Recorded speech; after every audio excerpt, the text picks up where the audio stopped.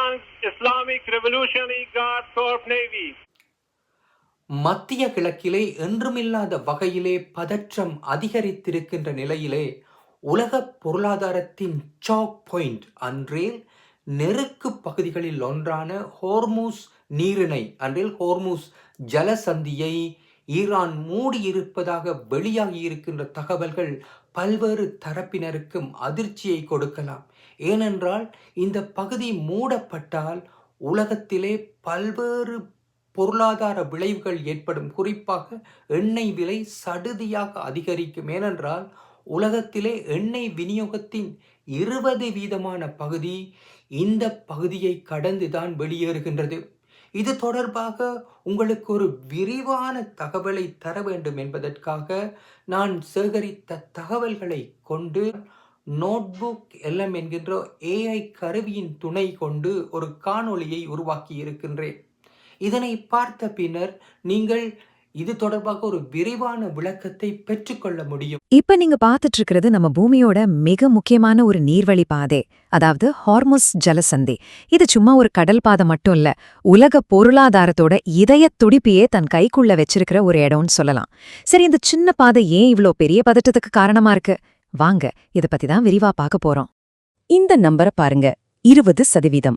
அதாவது உலகத்தோட மொத்த கச்சா எண்ணெயில 5ல் 1 பங்கும், அப்புறம் நம்ம கரண்ட் தயாரிக்கவும் குளிர்க்கு இதமாகவும் பயன்படுத்துற லிக்விஃபைட் நேச்சுரல் கேஸ் அதாவது எல்என்ஜியும் சரி, எல்லாமே இந்த ஒரே ஒரு குறுகிய பாதை வழியா தான் போகுது. யோசிச்சு பாருங்க, ஒரே ஒரு வழி, ஆனா உலகத்தோட எனர்ஜி தேவைகள்ல இவ்ளோ பெரிய பங்கு. அப்போ இந்த கடல்சார் தடைப்பாதை இல்லனா சோக் பாயிண்ட்னு சொல்றாங்களே, அதுக்கு என்ன அர்த்தம்? சிம்பிளா சொல்லணும்னா, இது உலக வர்த்தகத்தோட ஒரு முக்கியமான உயிர் நாடி. ஹார்மோஸ் ஜலசந்தியை விட இதுக்கு ஒரு நல்ல உதாரணத்தை சொல்லவே முடியாது.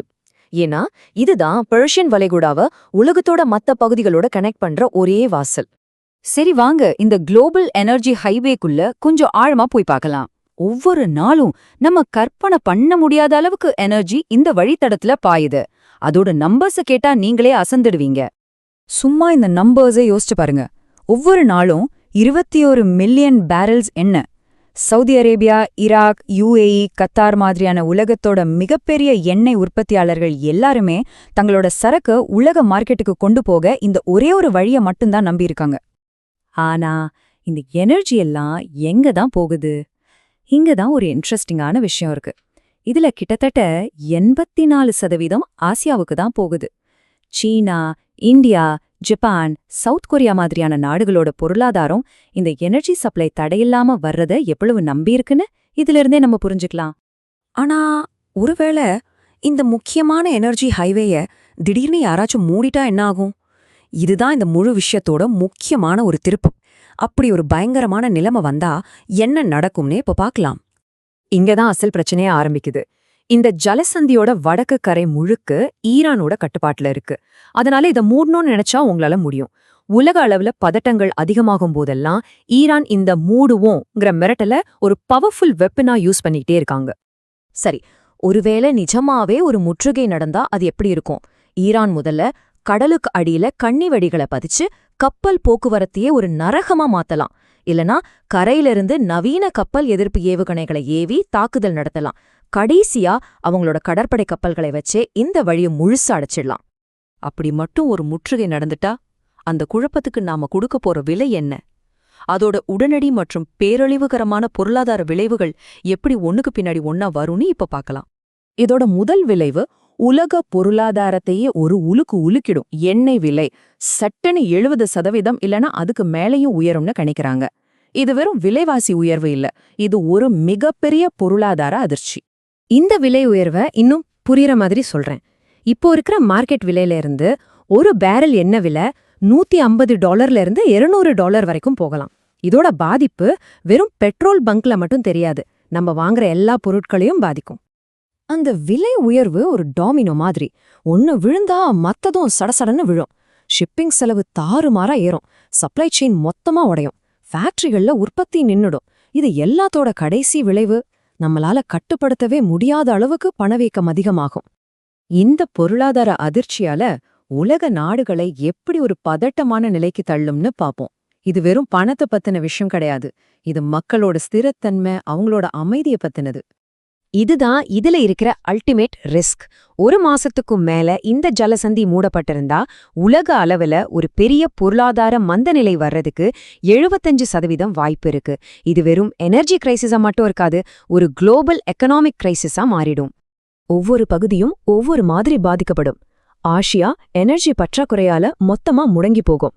ஐரோப்பால நேச்சுரல் கேஸ் விலை நம்ம கற்பனை பண்ண முடியாத அளவுக்கு ஏறிடும். ஈராக், குவைத் மாதிரியான வளைகுடா நாடுகளுக்கு அவங்களோட வருமானம் மொத்தமா நின்னு போய் நாட்டுக்குள்ளேயே பெரிய பிரச்சனைகள் வரலாம். இவ்ளோ பெரிய அழிவு வரும்னு தெரிஞ்சும் ஏன் இதுவரைக்கும் யாரும் இத முழுசா மூடல? அப்படி ஒரு நிலைமை வராம தடுக்கிற சில நிஜமான காரணங்கள் இருக்கு. அது என்னன்னு இப்ப பார்க்கலாம். ஒரு முழு பிளாக்கேட் நடக்காம இருக்கிறதுக்கு 3 முக்கியமான காரணங்கள் இருக்கு. ஃபர்ஸ்ட், அமெரிக்காவோட சக்தி வாய்ந்த கடற்படை அந்த பகுதியில இருக்கு. செகண்ட், இந்த ஜலசந்திக்கு பதிலா பயன்படுத்த சரியான மாற்று வழிகள் இல்ல. அதுலயும் ரொம்ப முக்கியமா 3வது காரணம், அப்படி செஞ்சா அது ஈரானுக்கே ஒரு பொருளாதார தற்கொலையா அமைஞ்சிடும். இந்த சார்ட்டை பாத்தீங்கன்னா உங்களுக்கே புரியும். ஹார்மஸ் ஜலசந்தி வழியா ஒரு நாளைக்கு 21 மில்லியன் பேரல்ஸ் போகுது. ஆனா மத்த பைப்லைன் வழியெல்லாம் சேர்த்து அனுப்புனாலும் வெறும் 4லிருந்து 5 மில்லியன் பேரல்ஸ் மட்டும்தான் அனுப்ப முடியும். இந்த பெரிய கேப்பை வேற எதை வச்சும் ஃபில் பண்ணவே முடியாது. இதுதான் இந்த பிளாக்கேட் ஸ்ட்ராட்டஜில இருக்கிற மிகப்பெரிய ஓட்டை. ஈரான் இந்த வழியை மூடினாங்கன்னா அது அவங்க கழுத்தை அவங்களே நெரிக்கிற மாதிரி. ஏன்னா அவங்களும் அவங்களோட எண்ணெய, குறிப்பா சீனாவுக்கு இதே வழி மூலமா தான் ஏற்றுமதி பண்றாங்க.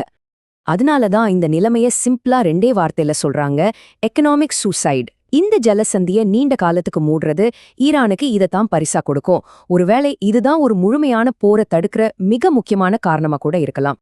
அப்போ கடைசியா நம்ம முன்னாடி நிக்கிற கேள்வி இதுதான்: ஒரு முழு முற்றுகைங்கிறது தற்கொலைக்கு சமம்னா, நாங்க இத மூடிடுவோன்னு சொல்ற அந்த மிரட்டல் மட்டும் எப்படி உலக அரசியல்ல இவ்ளோ சக்தி வாய்ந்த ஒரு ஆயுதமா இன்னைக்கும் இருக்கு?